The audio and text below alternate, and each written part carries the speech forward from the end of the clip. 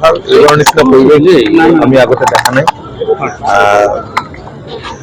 সকলোৱে বিচাৰিছে যে পুনৰ নৰেন্দ্ৰ মোদী ডাঙৰীয়া দেশৰ প্ৰধানমন্ত্ৰী হওক আৰু যোৱা দিনবিলাকত যিদৰে সমগ্ৰ দেশতে বিকাশ হৈছে, গ্ৰোথ হৈছে, ডেভেলপমেণ্টৰ ৰাইজে বিকাশ বিচাৰে, উন্নয়ন বিচাৰে।